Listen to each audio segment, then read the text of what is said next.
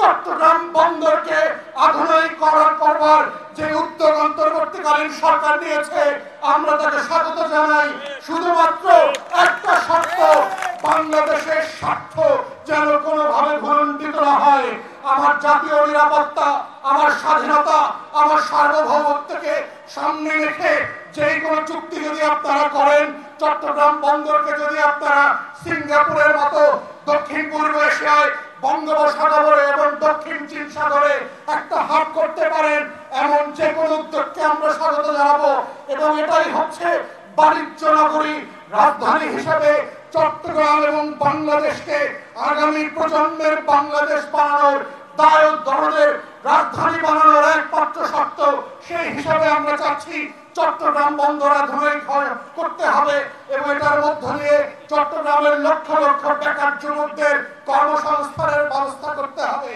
বাংলাদেশ দুইয়ের কথা যখন আমরা বলছি চট্টগ্রামের এই সমুদ্র সীমাকে ধরে নিয়ে কক্সবাজার সহ পুরো অঞ্চলকে ঘিরে আধুনিক মৎস্য শিল্প ডেভেলপ করতে হবে। বাংলাদেশের এই যে 4000 নটিক্যাল মাইল এরিয়ার ন্যূনতম যে সীমানা আছে, যেটা লক্ষাধিক নটিক্যাল মাইলে চলে যাবে, আমাদের পুরো সমুদ্র সীমান্ত যদি আমরা ধরি, সেটাকে ঘিরে আমাদের মৎস্য ব্যবসা এবং শিল্পকে ডেভেলপ করতে হবে। হাইটেক শিপ দিয়ে বাংলাদেশের জেলেরা যেন মাছ ধরতে পারে, সেই দিয়ে 2025 সালে মাছ ধরে সেই মাছের ব্যবসা করে আপনি কোটিপতি হইতে পারবেন না। কিন্তু আমরা দেখতে পাচ্ছি না এখন পর্যন্ত আমাদের সমুদ্র সীমাকে ব্যবহার করে, খনিজ সম্পদকে ব্যবহার করে এই চট্টগ্রাম এবং চট্টগ্রামবাসীকে, উপকূলবাসীকে উপকৃত করবার কোন কার্যক্রম। তাই অন্তর্বর্তীকালীন সরকারকে আমরা আহ্বান জানাচ্ছি, অবিলম্বে আমাদের যে বিশাল সমুদ্র সম্পদ আছে, মাছ আছে, খনিজ সম্পদ আছে, সেটাকে আহরণের ব্যবস্থা করেন এবং বাংলাদেশের লক্ষ লক্ষ বেকার যুবককে কর্মসংস্থানের ব্যবস্থা করেন। চট্টগ্রামকে ঘিরে এবং পুরো সমুদ্র অঞ্চল, পাহাড়কে ঘিরে যে বিশাল পর্যটন শিল্প তৈরি করবার সুযোগ আছে, আমরা দাবি করছি অন্তর্বর্তীকালীন সরকারকে আপনারা উদ্যোগ নেন, চট্টগ্রামকে ঢেলে সাজান। বাংলাদেশের পুরো দক্ষিণাঞ্চল এবং পূর্বাঞ্চলকে ঘিরে যদি আমরা পর্যটন শিল্প গড়ে তুলতে পারি, বাংলাদেশের কোটি কোটি যুবকের চাকরি বাকরি কর্মসংস্থানের ব্যবস্থা করা যাবে।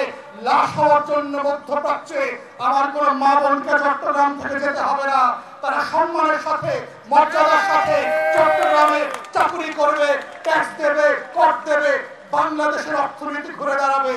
চট্টগ্রামের একটা বিশাল সম্ভাবনার জায়গা হচ্ছে এখানে জাহাজ ভাঙা এবং নতুন করে জাহাজ বানানোর যে শিল্প।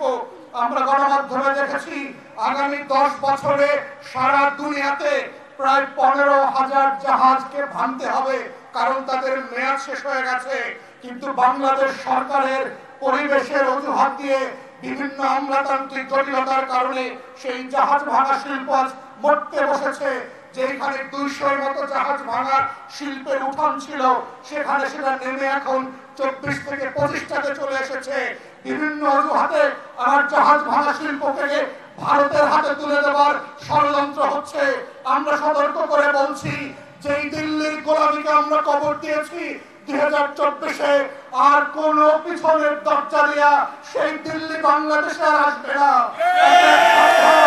বাংলাদেশের সম্পদ, বাংলাদেশের শিল্প শুধুমাত্র বাংলাদেশীদের জন্য ব্যবহার করতে হবে। এটাই হচ্ছে দায় দরদের বাংলাদেশ দুই করবার যেই রাজনীতি।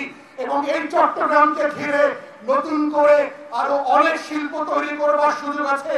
আমরা দাবি করছি আমাদের বন্দরকে আধুনিকীকরণ, এখানে যে চাঁদাবাজ এবং গুন্ডামি বদমাইশির যে সিন্ডিকেট ডেভেলপ করেছে, শ্রমিক সংগঠন এবং শ্রমিক নেতাদের নামে, এগুলো ভেঙে ঘুরায় দেন। এই সকল শ্রমিক সংগঠন হচ্ছে লুটপাটের সংগঠন, তারা শ্রমিকদের বেনিফিট দেখে না, তারা কিভাবে লুটেরাদের সাম্রাজ্য কায়েম করবে সেই জন্য কাজ করছে। তাই চট্টগ্রামকে যদি সত্যিকারে আমাদের অর্থনীতির রাজধানী বানাতে হয়, যদি চট্টগ্রামকে সত্যি বাংলাদেশের অর্থনীতির কেন্দ্রবিন্দুতে পরিণত করতে হয়, এই চট্টগ্রামকে ঢেলে সাজিয়ে নতুন করে বাংলাদেশ দুই গড়বার যে ভিত্তিমূল, সেই ভিত্তিমূলের রাজনীতির লক্ষ্য হচ্ছে সেবা এবং সমস্যা সমাধানের রাজনীতি। এবং এটাই হচ্ছে এবি পার্টির আগামী দিনের রাজনীতি। আপনাদেরকে নিয়ে আমরা সবাই মিলে আওয়াজ তুলে এই বাংলাদেশটাকে বাংলাদেশ দুইতে নিয়ে যাব।